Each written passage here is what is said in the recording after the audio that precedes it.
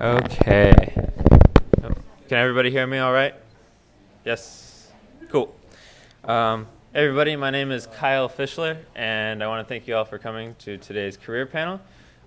This is sort of the student portion of the second annual Central Coast Sustainability Summit, and I have three wonderful speakers for you today. I'm passing around a list. If everyone could just write your name. I don't remember what else is on there. Oh yeah, your major, and then sort of how you heard about this. This will be useful for future career panels and other events like this in terms of marketing. Okay, so I want to introduce our three panelists. We have Jocelyn Blanco. She's a commercial insurance broker with Wells Fargo, and she is she's working on tailoring to sustainable business communities, and we're going to hear more about that.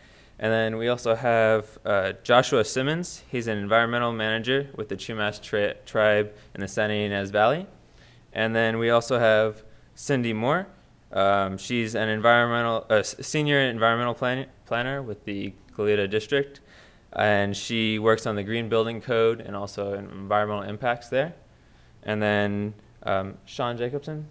Awesome. I didn't know you were able to make it. Excellent.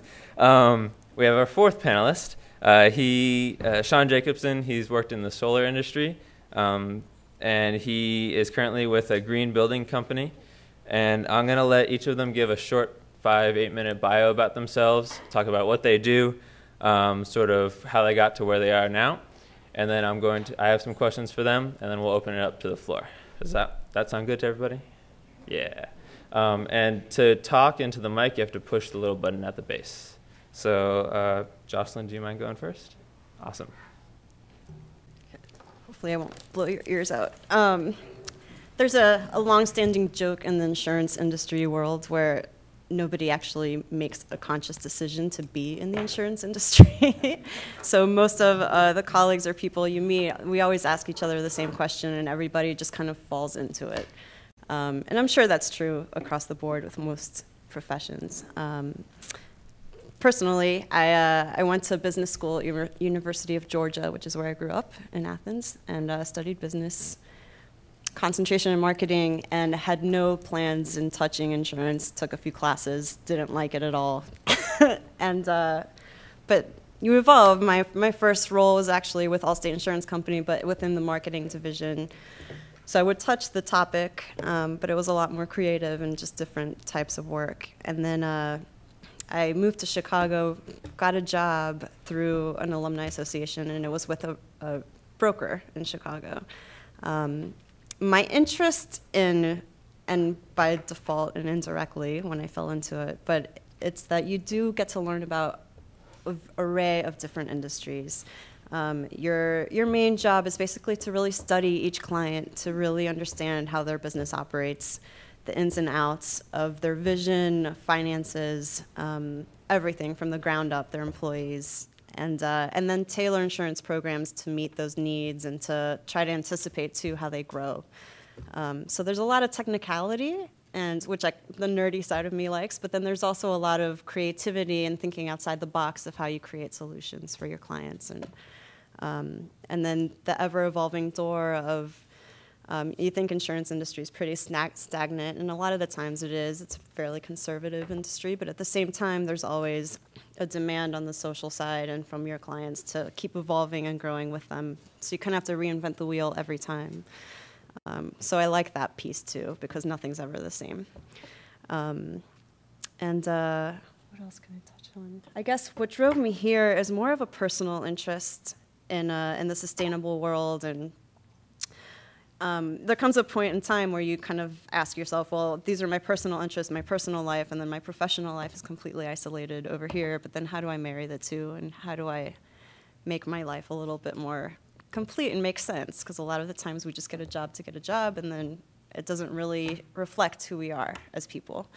And I'm trying to do that within Wells Fargo, and it's been really receptive, actually, at this point. You'd think such a huge organization, which is also trying to grow on the insurance side, would kind of have their set of values and not let you think outside the box or have that creative freedom, but they actually have been very supportive. So I'm trying to more learn about sustainable practices And from an individual industry standpoint, or how can I create programs to support those practices financially to lessen their risk and take all the insurance lingo and apply it towards those efforts. So that's why I'm here today, and that's what I'm trying to do long term in my career.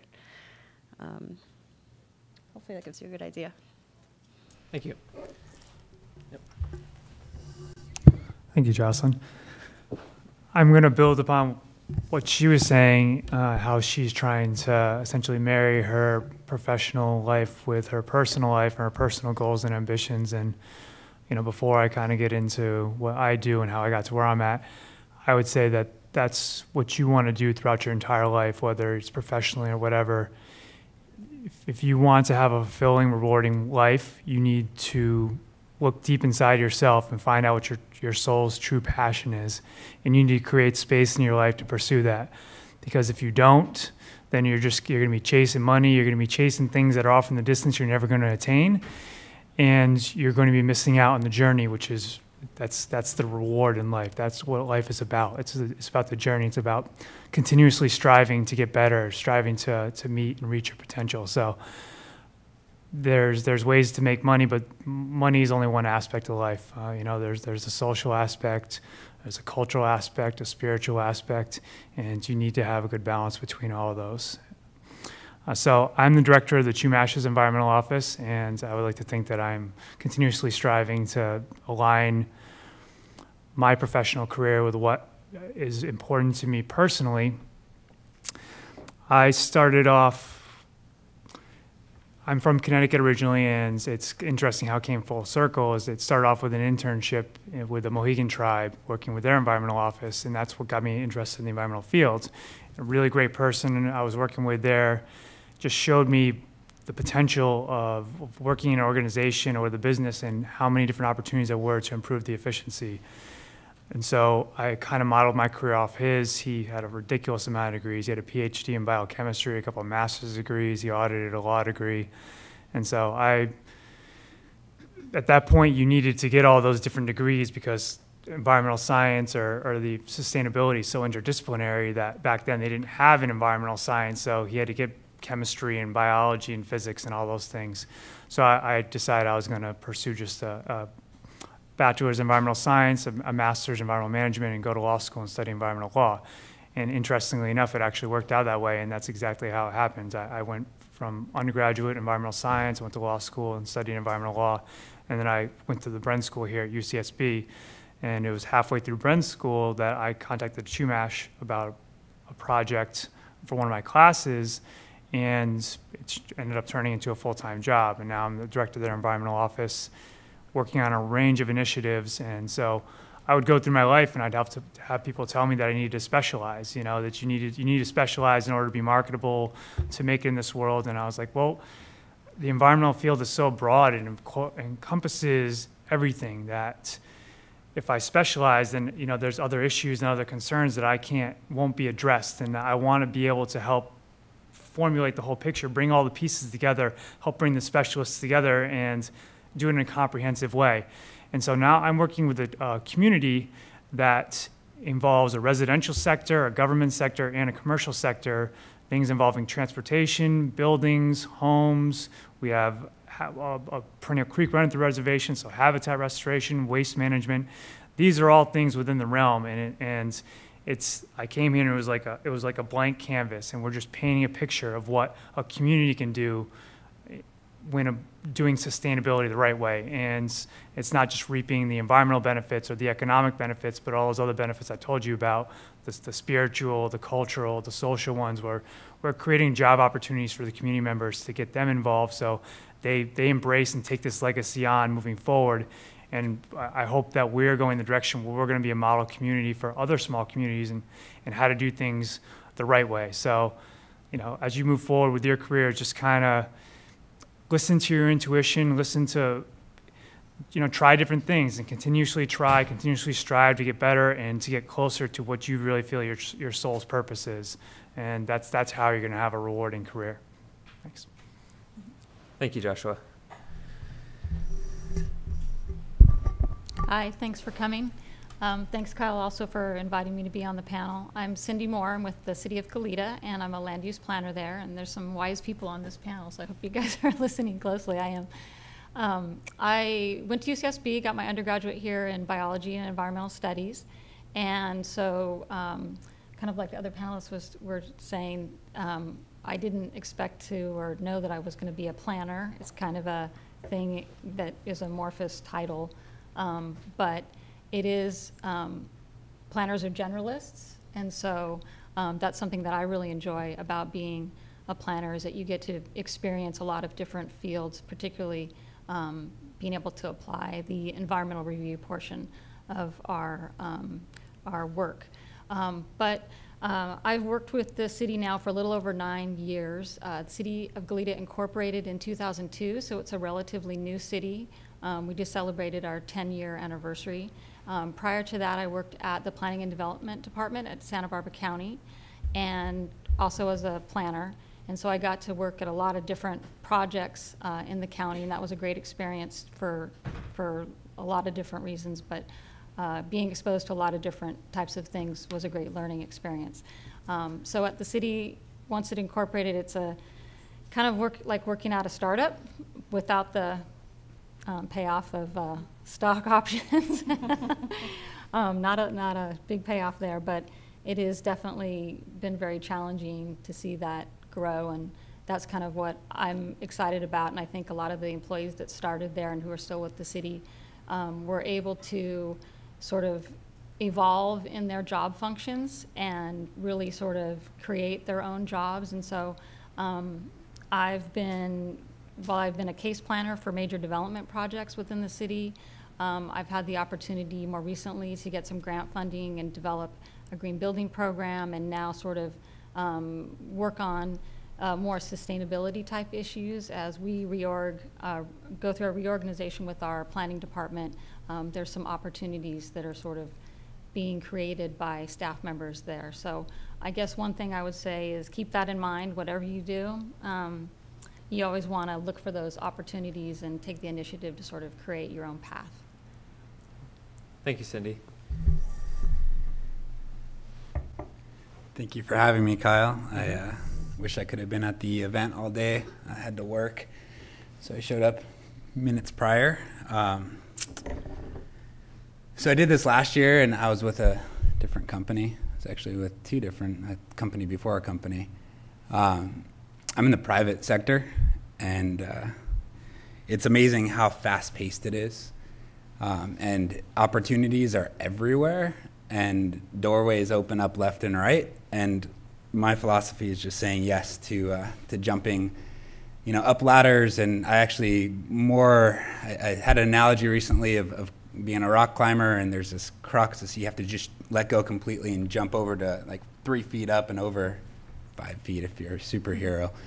Because that's kind of what it's like in my life right now, where the solar industry I've been a part of for the last 5 years, I'd say a good 95% of the global manufacturers are going to go out of business in the next couple years. It's a huge emerging market, massive market, and it's also very immature. So with that immaturity and with my, somewhat maturity now within the industry, I've been able to move around quite a bit. So you'd read my bio in this handout, but on the drive out, I was trying to think of some things to talk about, and Josh actually kind of pinned the tail right there with his little wisdom. But what I came up with is passion, purpose, and pursuit. I try to think about what it is that's gotten to me where I am right now, 5 years after graduating from UCSB in geography with a BA. And it's simply that. I was passionate about something extremely deeply, and I cared about it, and that made purpose within my life, and I pursued that purpose. And I think with that formula, you can really do anything. That's my wisdom. And my passion came from, I grew up in Appalachia, Athens, Ohio, university town, but it's right on the edge of poverty as well, and coal mining and DuPont and chemical plants. And Grew up with environmentalism as kind of a core function of my family, and my neighbor was a naturalist, wrote for Audubon Society, kind of grew up with wetlands and just really amazing role models, helped out on wildlife restoration next to DuPont. DuPont was funding it, but they were also killing osprey in the Ohio River. So this was when I was early on, being raised and with, playing on compost heaps and doing green building, so my parents were hippies. But I was raised with the awareness that we have a huge impact and our impact is visible.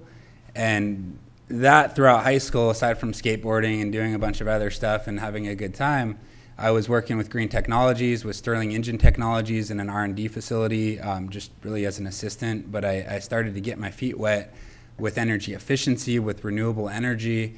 Was able to actually build a house with my mother on a piece of land that was untouched, completely off resources from the land. So we milled our own lumber. We got an off-grid solar system grant funded when I was 16. So I got a lot of applied skills, but again, they're all because I cared about the environment. I like to kayak and snowboard and hike, and I saw things getting destroyed. So I like to think of my life kind of like the Hobbit tale, or at least I did when I left Athens. I went to Montana to the big mountain and snowboarded for a year, and then drove down the coast and found my way in Santa Barbara. This is my story. Went to City College, a couple years there, a couple years out here, and I've been really involved in sustainability pretty much my whole life. So at City College, I founded the Student Sustainability Coalition, was involved in the Center for Sustainability Creation, got out here, did a lot of energy analysis, community planning, sustainability, and dived into the solar industry the day after my final of my last day at UCSB. I got a job installing solar, and I did that for 4 months. Got into sales marketing, got recruited by a bigger solar company, sold for them, got recruited by a manufacturer, sold for them. And now I am actually the division manager for Allen Associates here in town. If you've heard of them, I'm running the Building Performance Specialist division, which focuses on energy efficiency, building performance. So it's building science, looking at indoor air quality, all the aspects of, LEED, but kind of beyond LEED, really developing and retroactively, fixing our built environment so it's healthy. And we're doing solar as well. So there it is. Cool. Ask away. Thank you very much. So we're going to move into some general questions, and I guess we'll start with you, Shawn, and work our way this way. Can you describe one goal you had when searching for a career that fit you, and how did you achieve that goal? Yeah, I think I kind of answered it, but yeah, my goal is to save the planet, and I found a job doing that. Okay, very cool. I would echo that. I guess making the world a better place, and you just keep that in the back of your mind, and every choice you make, takes you one step closer to whatever that goal is. I would like to say my goals have evolved over time, and that I know more about myself and what's going to lead to a fulfilling life than I did back when I started.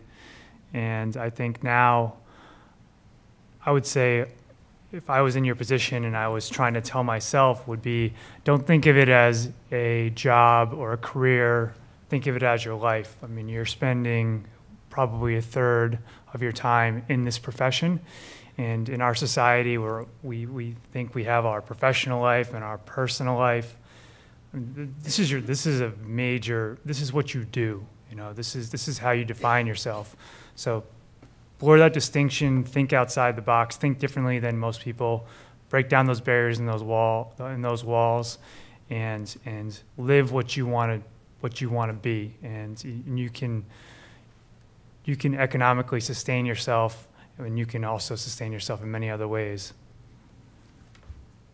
Good answer. I think for me, it started with a bigger vision of I just wanted to make a difference in people's lives, period. I wanted to make some sort of an impact, because if I'm here, I may as well have a purpose and make an impact in others' lives.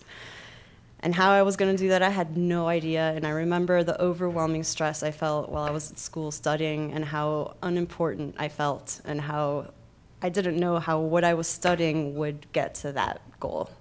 And that was the gap that freaked me out while I was in your shoes. So I remember that feeling. And I guess what I've taken away from well over a decade in being a professional, that it's a step-by-step, day-to-day thing. There's no right or wrong answer, and there's no perfect space to find yourself in. It's that one experience takes you to the next, and what you learn and take away from each experience, just keep pushing yourself to keep evolving and marrying kind of the values you already carry and that big picture goal that you have in your head. It'll get you there, and it happens. So maybe almost letting go of the stress a little bit and just being in your day-to-day and making sure you're taking steps towards just getting to that bigger place and feeling better inside about what you're doing. And you'll find yourself there one day and doing the work of what that reflection is, of what that vision that you had is. So for me, helping people, and I thought, how does the insurance industry help people? And I was very frustrated for a long time doing what I was doing.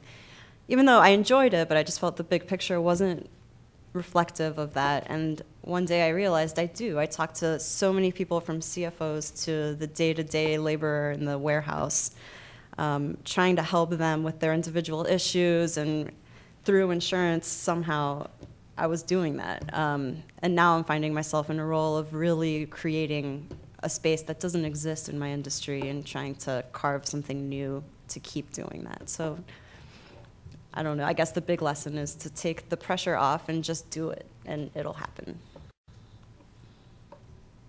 Thank you. And then Shawn, back to you, coming this way again.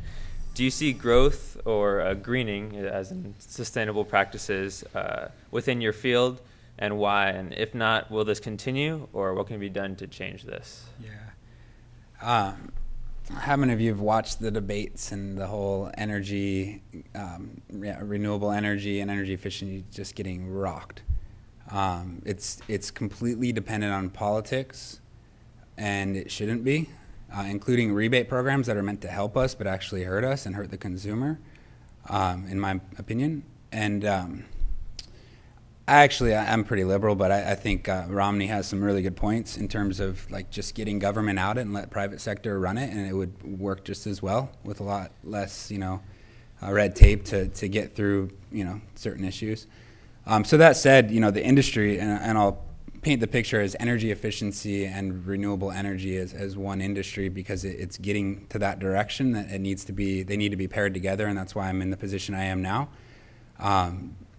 That the industry is tremendously poised for growth, that every house built since the 1950s, when most of these houses around here were built in ways that are extremely inefficient, that they're unhealthy, they're degraded over time, they have water damage. So rebuilding our current built environment infrastructure is, it's just ripe for a huge takeover and just, rebuilding of the infrastructure. And new buildings are happening, and those are getting, those techniques are getting incorporated, but the retrofit market is big. We need power to build or to power our future civilizations, and I can guarantee you that if Romney wins, that he will have a major part of his plan in renewable energy and energy efficiency. He's just not selling that in his, in his campaign pitch. There's not one advisor that I've read any, information that says there's any way possible to run our country off of oil alone. Energy efficiency is major. Renewables are going to be major. So everything from utility scale, commercial scale, residential scale, different technologies of power generation to energy efficiency is a tremendous market, and it's lots of opportunity. So go after it if it's your field. So from the government perspective, I wouldn't say that government per se is going to grow, and the city of Goleta is being pretty conservative with their staff. We've stayed about the same. We've got about between 40 and 50 employees currently, with some contract help.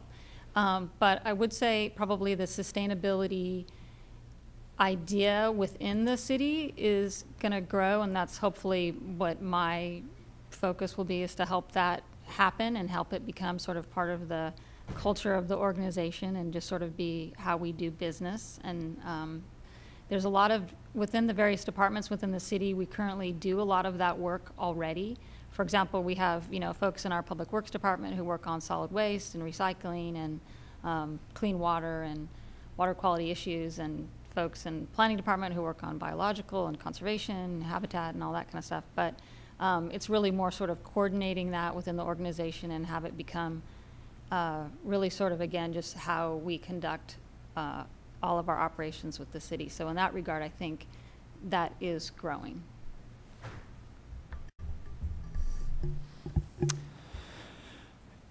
Everything in this world, everything we do has resource implications. So I think every single field, every profession, regardless of whether you're sitting in an office or whether you're actually out doing restoration, you are having an impact on the resources around you. And if you manage those resources more efficiently, more effectively, there's going to be a benefit that results from that. And things are done very inefficiently right now. And there's so much opportunity for cost savings. There's so much low-hanging fruit just still sitting there right now that we're just figuring out. So, I mean, if you just continue to do the right things for the right reasons, then you'll find economic opportunities as well as the other aspects of the other beneficial things and the self-satisfaction of finding those solutions. So, as far as what we're doing for the tribe is, I mean, there are lots of different things. There's policies change, laws change, incentives change. You work with what you have, but if the principles themselves are sound, if you go into the science aspect of it, if you go into the economic aspect of it, you can figure it out. And if there's not one specific opportunity, there's always something else. And I mean, that we're trying to take the community-based approach and show other communities how they don't have to just focus on transportation or just waste or just water or just energy.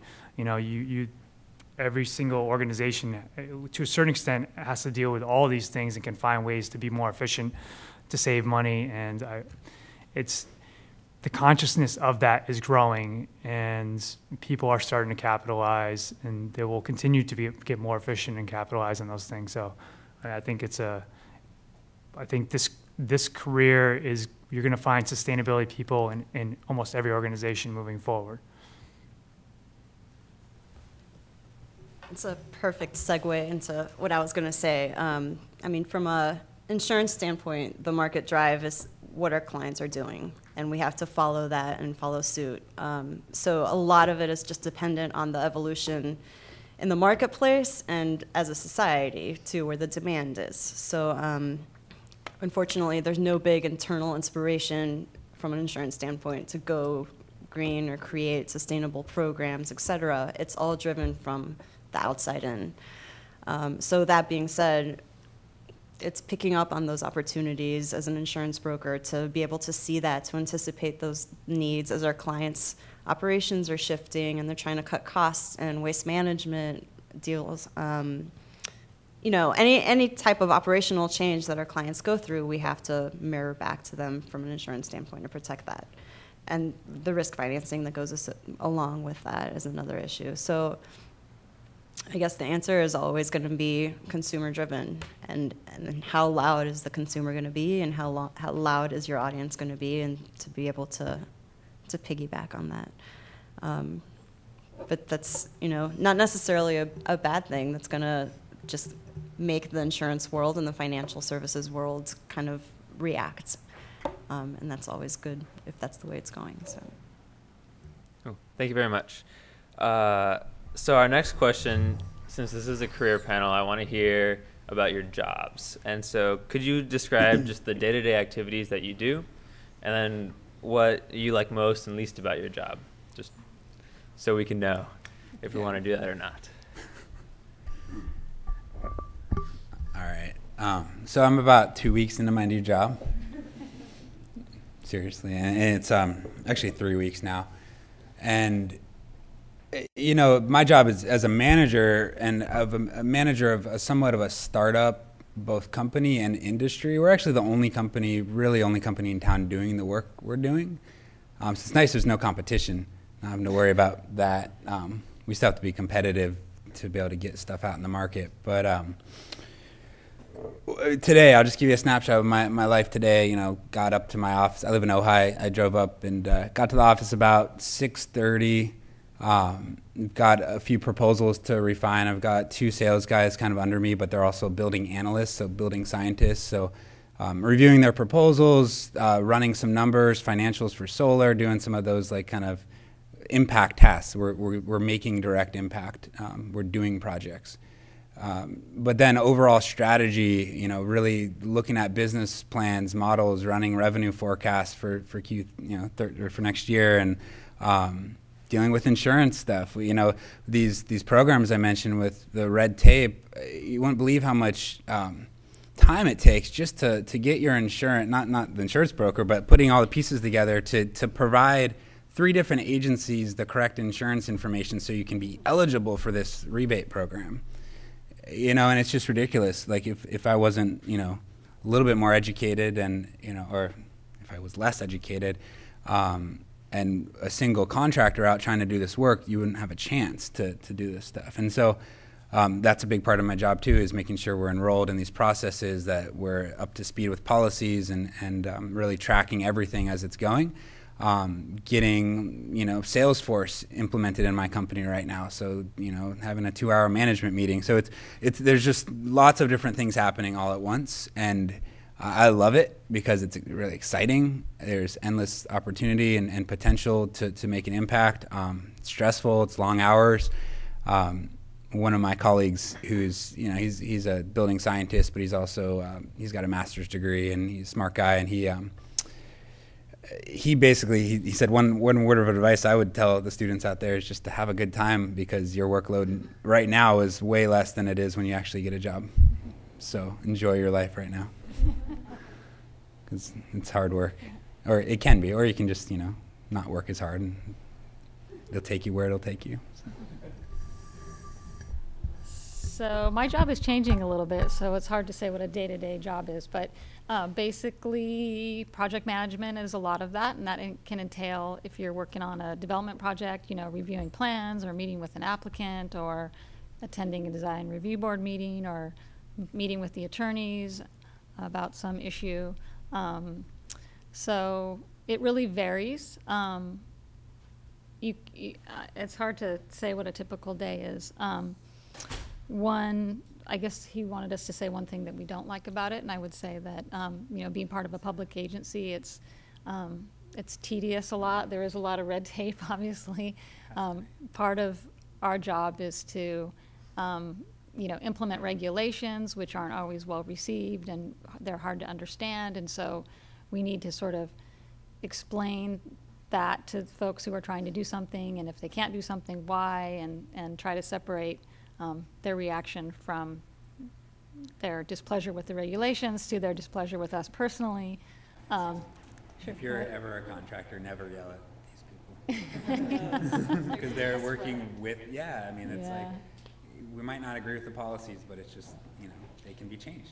Right, exactly. So I guess I would say, it's tough being in the public sector, and that it's hard you can't please everybody, but and at the same time you can never win in a way. You're sort of your client is the public, but yet you also have folks who are private applicants who are trying to do something, and so there's a tension there that one has to balance. But hopefully there's folks within our organization who are trying to make the process more efficient and easier and are helpful, because people generally in the public sector want to be there to help other people, and it's sort of, we get caught up in the bureaucracy of it all too, but it's not necessarily because we want it that way either. It just happens to be that. So it's a constant effort to make change within organization, and particularly when public process is involved, it can be messy and tedious and long, but we still got to try to make the improvements. So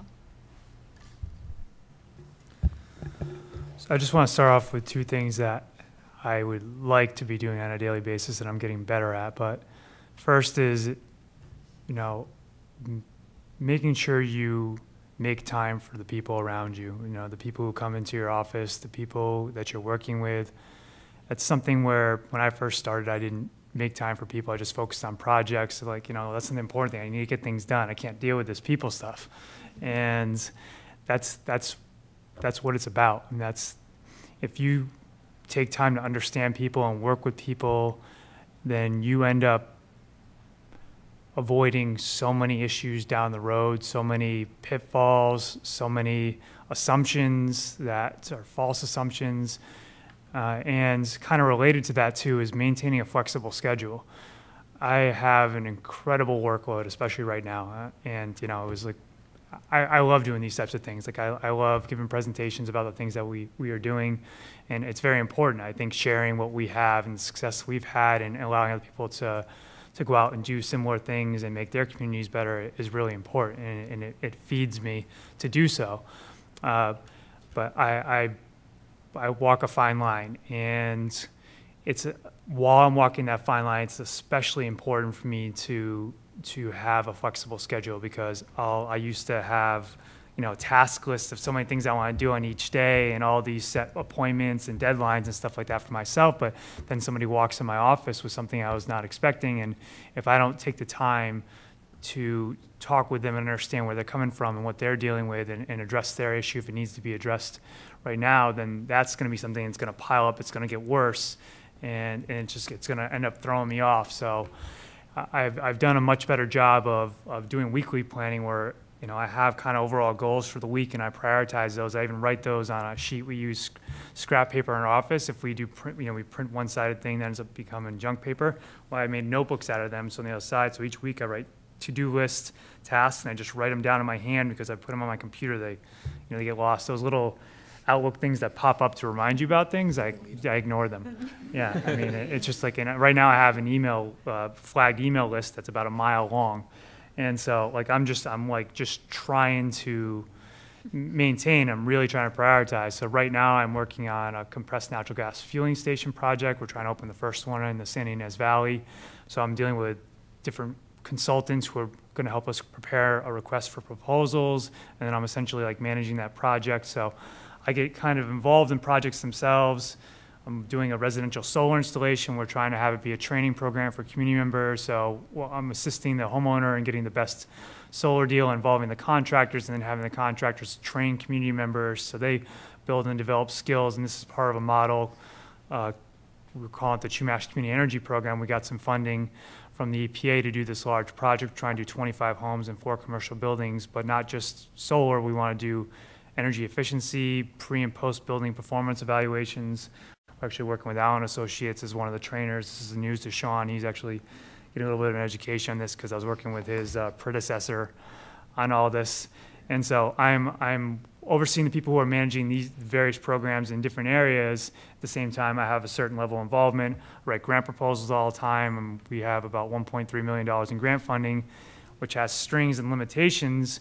We don't have funds from the tribal government. I'm working on a proposal to get funds from the tribe, so I'm doing different proposals there, trying to form an environmental committee, and and then oversee our water resources, waste management, our landscaping, our green buildings, all the other programs we have going on at the same time, and trying to get more staff to help us do it, and also a marketing initiative so that we can share what we're doing with people as well. So it changes all the time, but I love it because I come in every day and it's going to be different, and I'm creating something new. And maintaining that flexible schedule is critical to that. And I deal with a lot of people, and when I take the time to understand them, things go a lot smoother. Yeah, every day for me is different, and it never looks the same. I always have a list of priorities of what I need to get done, and the first one that I intend to start with, at the end of the day, I haven't touched it because there are 10 other things that popped up, and I had to take care of that first. So I think staying fluid and being flexible in your day is huge, because otherwise you're going to be stressed out and mad at yourself all day long for not achieving what you woke up intending to achieve. But that's, I guess, the life of an insurance broker. You're in between. Your client is your advocate, and you're there for them. At the same time, you need to maintain relationships with insurance companies, know what they're offering, and be buddies with underwriters so that you can get good deals and get things done and negotiate things for your clients. So you're always a middleman, always trying to balance personalities, even within one client organization, there could be multiple personalities depending on who's in charge and who you talk to on a day-to-day basis, what needs to get done. And 9 times out of 10, they don't love what you're telling them in terms of results that they're getting. So it's a lot of delivery, communication, how you do that, how you find solutions to make things better, et cetera. Day-to-day, same, putting proposals together, analyzing financials, reviewing contractual language within policies to make sure they apply for the client. Our clients, they tend to be mid to large size, depending, but so they can have multifaceted operations, or we insure a national company who's constantly acquiring other companies. So within that project, there could be 10 different little projects that you have to take care of within one day, to show them that their coverage is in place, they can continue operating. There's so many things dependent within an organization on their insurance. And you're totally right, Shawn, about the red tape and making sure that whoever you talk to is understanding you, that you are adhering to what they need in order for them to even open their door to operate. So there's a lot of things riding in the insurance world, and as a broker especially, to be able to do that on time and to communicate clearly and get the results that people need to be able to even function. It's that big of a deal sometimes. So a lot of time pressure and a lot of deadlines and a lot of I need it now, and not understanding that it does take time to get things done. And, so it's a lot of push and pull and trying to just keep your cool during the whole thing and be clear and concise to your clients. But that's, and within that answer is probably, I answered what's the best and the worst part. They're probably the same answer sometimes, because sometimes that's the most fun, is to be able to do a million different things, figure out what the priority is, go as fast as you can, but do it well and thought out. But then at the same time, obviously that's not a very peaceful scenario, so it creates a lot of stress and a lot of anxiety and how to manage that within yourself. But yeah, just to give you an idea of what my day-to-day is like, that's basically it. Well, thank you very much. I'd like to now open the floor to all the students and community members here to ask our panelists something they have in mind. What do you guys think would be the most important thing that needs to happen for renewables to kind of gain the widespread acceptance that we've seen in other countries, like maybe Germany, both publicly and federally? You don't really see people supporting that often when you're outside of things like this. But yeah, what do you guys think?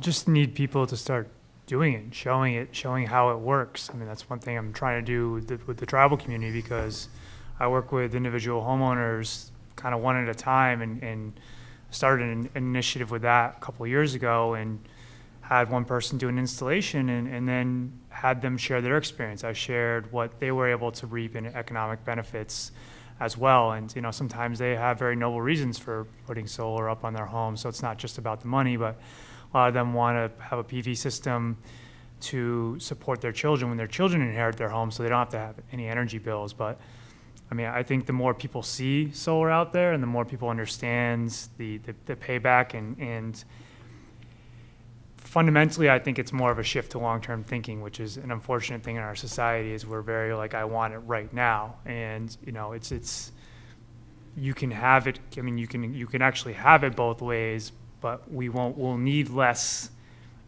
we'll need less right now if we had made a decision 5-10 years ago to make a little more investment right now. I mean, right now I'm getting bids on PV systems, pretty large ones, offsetting 100% of somebody's use in their home, and they have a four-year payback. And a PV system is, warranted for 25 years, but the panels themselves are going to produce probably 80-75% for 30, 40, 50 years. And so, somebody's just be willing to think a little more long term, and it will start happening. Help people think long term and show them. And having sold solar, commercial and residential for 4 years, it does have an immediate payback. If you're a financial guy, I would sell ROI every day, and it's between 10 to 14% year one ROI. So you can't put your money anywhere else right now and get that type of return, period. So that just needs to be a little bit better. I've got 3 things. So that, number 2 is financing mechanisms, not leases, which are actually causing a lot of concern in the marketplace right now because there's some big lawsuits. If you look into solar residential leases, there's some big issues with them.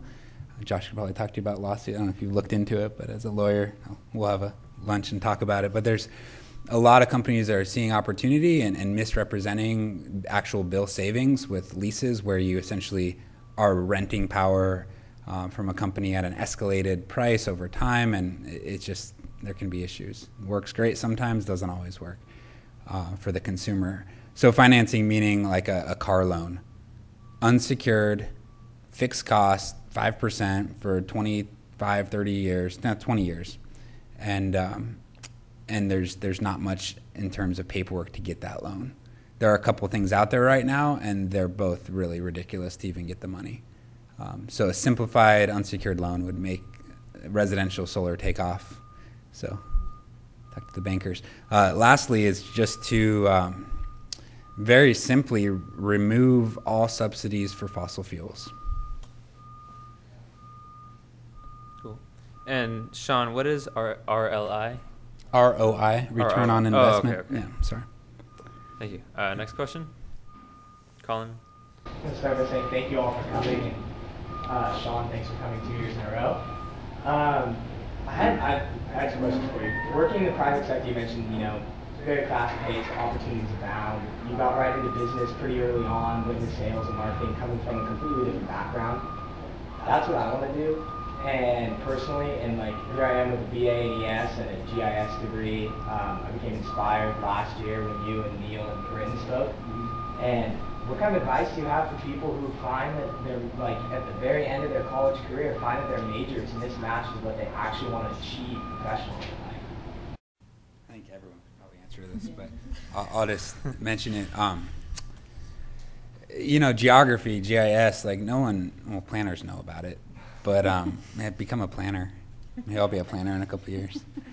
Who knows? I think we talked last year too. I love GIS. I love technology and using those. And those tools are all used in probably all of our day-to-day lives. Maybe not insurance. You probably have some sort of GIS. So those tools, every tool that you've acquired over your education career and your whole lives, in my opinion, just add up to this big tool bag that can be applied anywhere. So I really don't think that degrees matter, actually, in today's world. I really don't. And I have a BA. It's great. I went through the process. I did. I turned my reports in on time. I showed up to class. I paid attention. Sure, I'd love to go after a master's degree, but I'm head high in a career right now, and that's where I'm at. And hands down, if you're going after master's or PhD, there's a place for that, and it's a very important, pathway to higher education and higher knowledge, but in the private industry, it doesn't matter.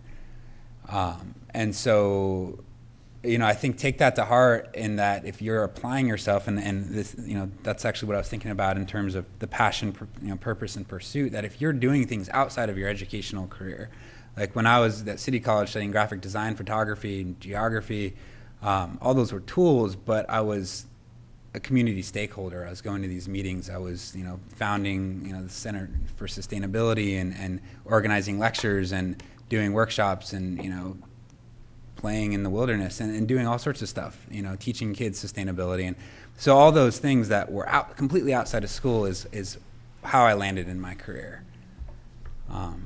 So yeah, I don't know. I mean, find a focus, I would say, is the other thing is where do you want to go? But to be honest, I had no idea that I'd land in solar. I had this sustainability thing. I was was teaching outdoor education. I was doing a bunch of stuff. But I put out about 30 applications towards the last month of my school out here in Patagonia. I tried to get a job with, organizing photos. I put it out to everywhere. And so you never know what opportunity is going to be there. But if you put yourself out there, something will show up. And as long as it's within your, somewhat of your values, then I'd say go for it and say yes and keep on saying yes as opportunities come. So. I would add to that too, that I totally feel your pain, and I understand exactly what you're saying. And I think most of us maybe feel that and don't vocalize it. And yeah, most people in my field and in other fields that I know have completely irrelevant degrees based on what they're doing. So there's never a perfect match.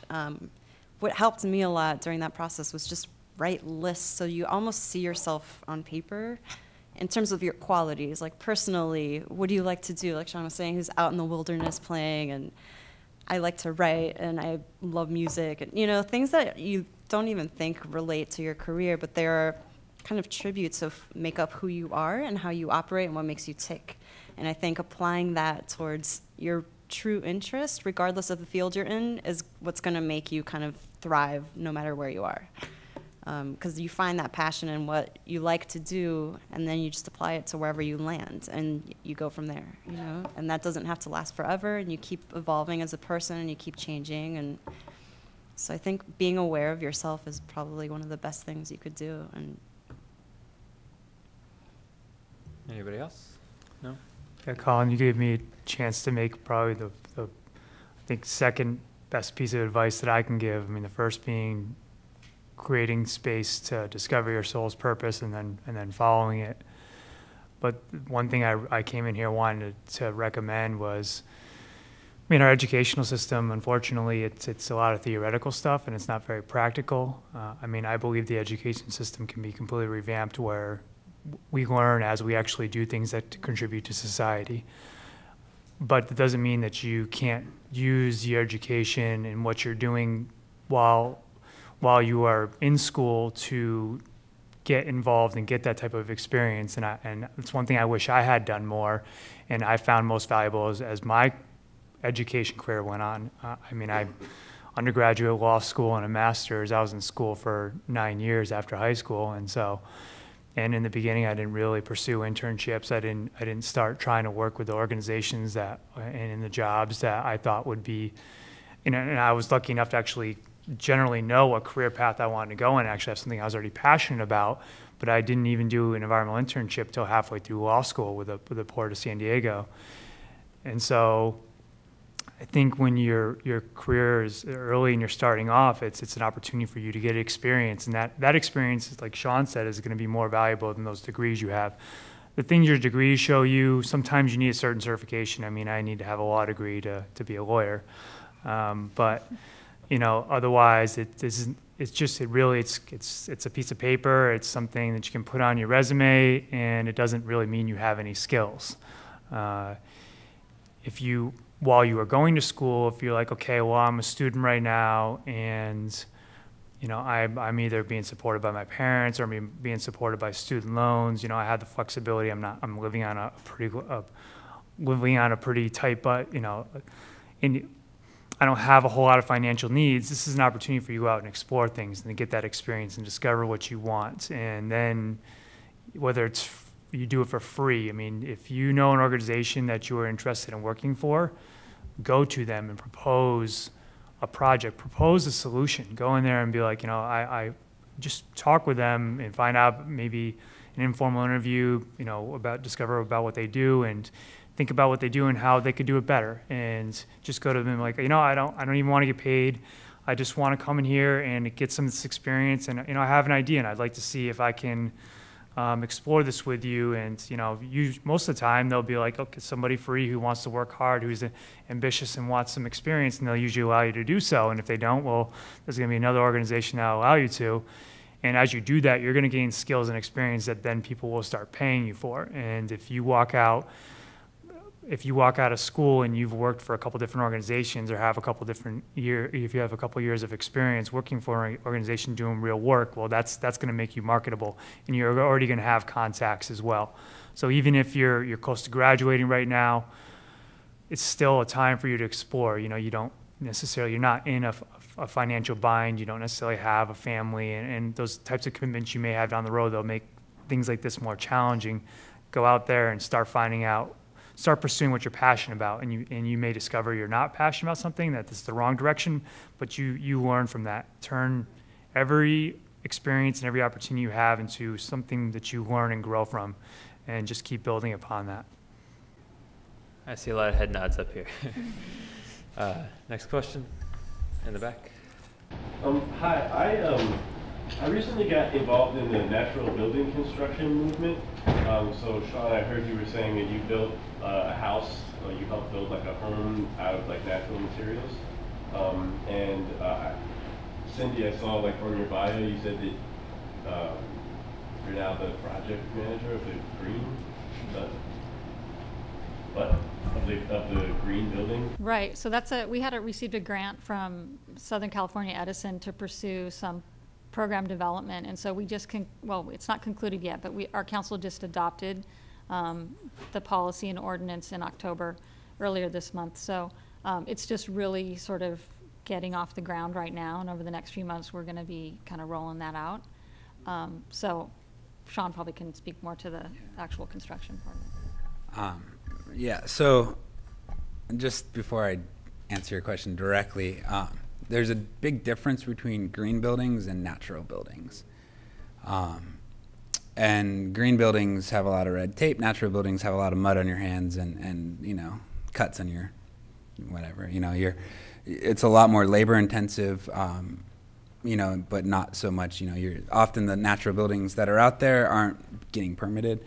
And they're they're within guidelines and they're experimental and there isn't science behind it that in terms of structural lateral loads with earthquakes and moisture and all these issues that really have to be factored in when you're building a building like this.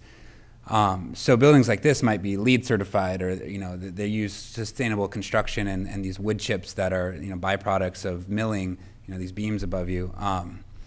And so you can take it to a certain level, and there's like the LEED building, green building, but then there's kind of beyond LEED and this whole nother movement that architects are bringing where let's push the limits. Let's make net zero buildings. They produce as much energy as they use. They're still going to use resources, but let's pick resource products. This carpet that if it gets stained on, you can just remove one of those patches. It's made from recycled fibers. So you pick the resources wisely, but you're still held within these boundaries. So just really quick to touch on natural building.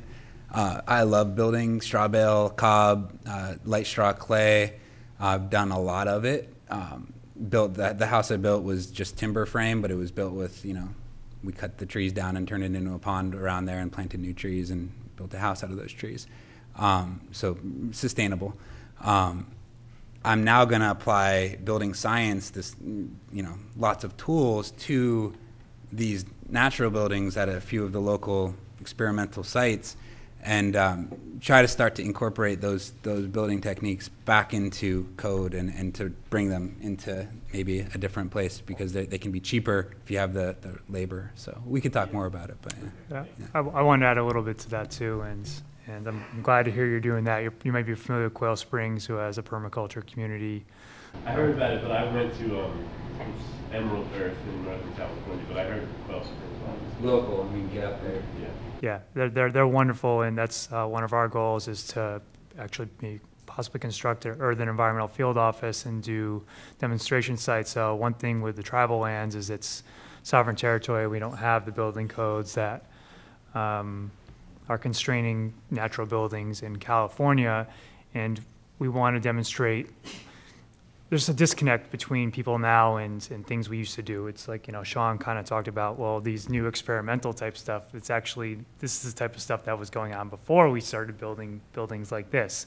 And the building industry wanted to have codes, so we have to build buildings like this, so we can't build an earthen structure with our own hands and with our community members, and that's something that I'm hoping to do, is that we have community members involved in building an earthen environmental field office as a demonstration that hopefully is net zero everything and still can be modern, that we want to be a demonstration site for tribal community members because they're looking at developing a larger community as well on another piece of property they have.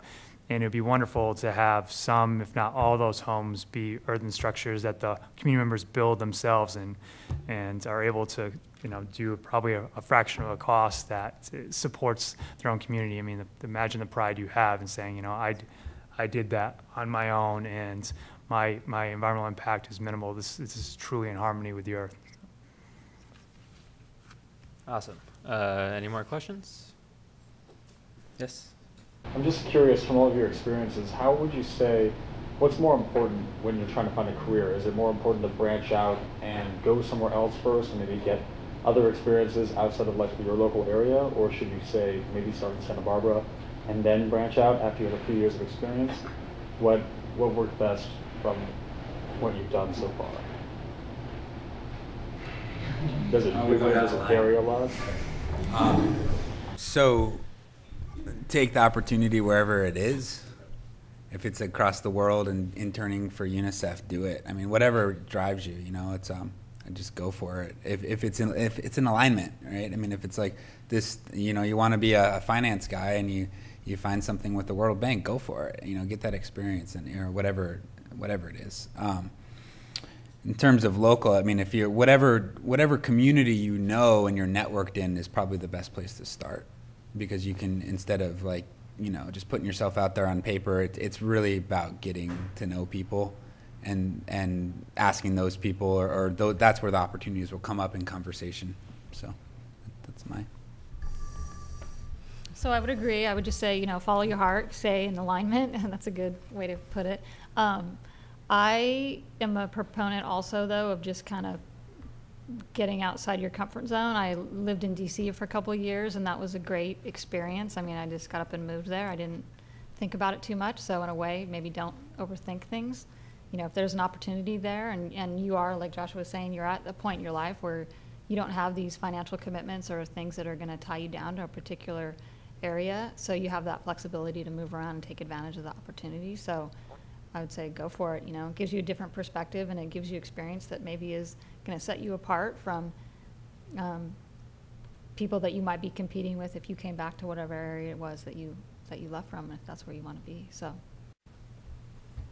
Yeah, I mean, change is good, and life isn't just about your career and your work. I mean, if you get to go out and explore some new places, meet some new people, see some new things. I studied in Australia for a year in Florence when I was an undergraduate, and those were eye-opening experiences. I thought I was going to be stuck in New England my whole life, and then I went, you know, I just got fed up with where my life was going and what I was doing, and decided I needed change, and it's what opened my eyes and ended up bringing me out to California. And so just kind of, I believe you grow the most difficult challenges you face is where you're going to reap the most growth and rewards from. So, you know, just keep your eyes open out there, and each of us have our own path. We just need to follow it.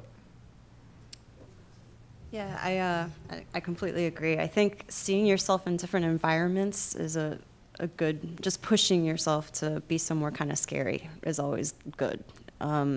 It forces you to grow and to see different perspectives and to experience different things. You could backpack across Europe like I did right after school, and that'll help you kickstart some change. But no, I mean, jokes aside, I actually made myself kind of stretch and move, and if there is such thing as an insurance broker gypsy, you're looking at it. But I mean, my background, I'm from Puerto Rico and grew up in Atlanta in the South, and then decided to move to Chicago. So I've been bouncing around and ended up in LA for the past 10 years. So I think putting yourself in different places where the opportunity is, of course, and if it makes sense and you want to pursue it, you know. But that's a great way of just kind of liberating yourself to see different things and to not kind of isolate yourself in one space and feel stuck. So basically, get out there, stretch yourself, but stay in your own networks, right? A little bit of mix. I mean, make connections, you know, meet people that are in the world where you want to be in or that you're interested in, and keep a curiosity about what you're doing. And that way you kind of force yourself to talk to different people. And once you make a connection, you're offered an opportunity, go for it. And it just evolves through time. You know, you keep meeting different people and going to different places, but all within what you want to do. The world is a smaller place than you think. You know, if you end up finding a passion in a particular career, a particular area, usually, regardless of where you are on the planet, people are going to run into each other and run in the same circles. So it doesn't necessarily matter. Go where you're happy. You know, make sure that you have that balance in your life, that where you live is fulfilling you in other ways as well. So don't just go somewhere just for a career. Think about, what you're going to be doing outside that 9 to 5 or how much ever you're working. And One it's thing, oh, sorry. I was just going to add really quick to follow on that, is if you do make a decision to go somewhere else and it turns out you get a feeling that maybe it's not quite the right thing, don't be afraid to make a change. Right. Don't stay in it just because you made a choice and you moved across the country, and if it doesn't seem like it was the right thing for you to do, move somewhere else, Yeah. And I was just going to say, within your profession, at least, I know the insurance world's the same way, and I'm sure in your respective worlds it all works that way, that it's a small community. No matter how spread out across the world you might be, everybody kind of ends up knowing each other through time and knowing someone who knows who you know. So the connections are always really small. So regardless of where you are or what path you take, you'll always meet someone who you knew from a different experience, etc. So you can always reach out to people and connect. Never burn any bridges. Never. Be nice to everybody. And you all have greatness within you, and if you start fulfilling your soul's potential, people will start to know you, and you don't have to really go out of your way so much. Awesome. We have time for one last question. Yes? I'm trying to figure out the best way to phrase this question, but you guys keep talking about happiness and finding a balance and marrying, parts of your life, your soul, and your job. And I noticed that none of you guys are wearing wedding bands. I'm not sure if that was because I don't know. Like I said, washing dishes. Like I said, I don't know if you weren't wearing it there or not. But how do you find that balance between your personal life and you guys are doing so much with your jobs? And does it take a back seat? Do you not? What do you follow? Like I said, I don't know how I was going to word this question, but I think that's great. I'm not sure I heard the whole thing because I was laughing, but I am married, but we did not have rings when we got married, so I don't. But I don't want to. But anyway. Personal, how is it? Does it take a back seat? Do you love your jobs more than? I'll start, and then I'll rephrase the question: is how do we marry our personal life and finding happiness with our fast-paced careers, basically? Mm-hmm. Like specifically, what are we doing? Like, so I'm married. That's the most like, hey, I was married. Yeah, it's good. But I've actually got 2 kids. I'm a stepdad of a 6-year-old, and I've got a 3-year-old son or daughter. It's been a long day. Stepson and a 3-year-old daughter. So I don't sleep that much. So it's like it's family, it's work. I'm passionate about my work. I enjoy it. I love doing this stuff. I'm so passionate about it. I actually bought a house 9 months ago in Miners Oaks, and I want to do this work on my house in my spare time. So it's hard to balance the family life because I'm so passionate about my work that I want to be doing this on my spare time too. But yeah, definitely getting and balancing the family with the house and work and everything. It's just about just doing it and actually carving out that time. And getting out on a walk with my daughter and crawling on all fours with her and having those moments, even if they're not that there aren't too many of those, but doing that, I play music. I'm actually going to rehearsal tonight, and so it's like I go home, I help with dinner, and then I go off and do a rehearsal, and so that, and for both my wife and I, that's critical. She dances and plays music, and it's our side, so we make time for that, and as long as you make that time, then you can try to balance it out as much as you can. It gets tough. I'm not as in shape as I wish I was right now. Thank you for restating the question. I guess I would say you really do have to make a conscious effort to do that. It helps if you have a flexible employer. Working for somebody like Yvonne Chenard's going to be different than working at the city of Goleta for sure. But and it's a struggle. I won't lie. At our current work environment, that's a struggle with workload, and but you just have to make that conscious effort and recommit, and it goes back to the beginning point that they were making, which is, you got to really love what you're doing, and then it will become this. It'll just be sort of all one rather than separate work and personal life. Yeah, I don't have a girlfriend right now, and I'm not married, and so I'm kind of in a different situation than everyone else. But it's something I learned more recently is, and I think this applies both personally and professionally, is, I've learned myself because I'm actually on the verge of a very loving relationship, is don't compromise. It's just not, don't settle.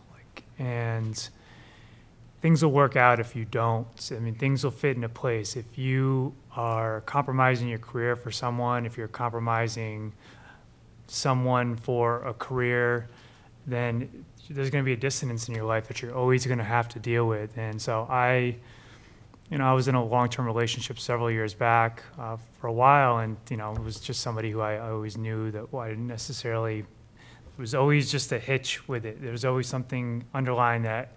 And so, finally the relationship ended, and I felt like, I have something missing in my life, and then I need somebody to fulfill that. I need somebody to compliment me and to make me feel like I'm whole. And it was probably a year or two ago that I stepped back from that, realized what I was doing to myself. I was doing myself an injustice, and I started just focusing on what's in front of me and what makes me happy. I went out and became a ski patroller, so I'm a volunteer and professional ski patroller over Mountain High. And, I just started doing other things.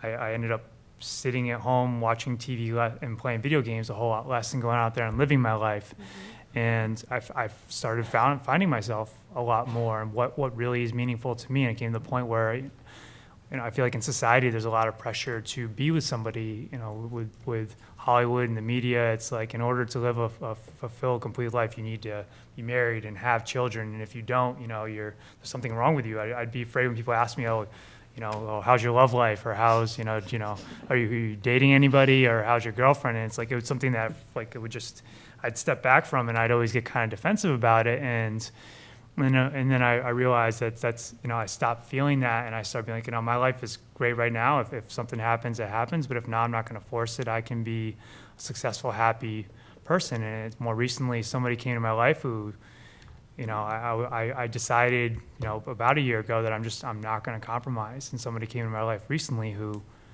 I don't have to compromise for. And, it's fitting in seamlessly. And you'll find that if you have very high standards and you're willing to do and put in the work for it, then you do things the right way, and good things actually do happen. Nice.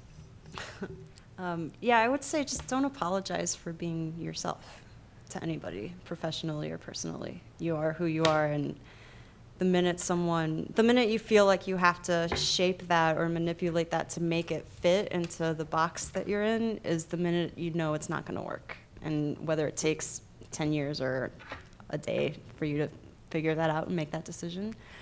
So professionally, there is no perfect balance. It's always going to be hard. You're always going to feel, or at least I do, that you're kind of sacrificing one thing to make another thing work, and it's finding that balance. I have a 2-year-old too, so it's, sacrifice time from not seeing him just to put in an extra hour at work, or I'll just work after I put him to bed and stay up super late and be tired the next day all day. So you're always feeling like you're failing at something.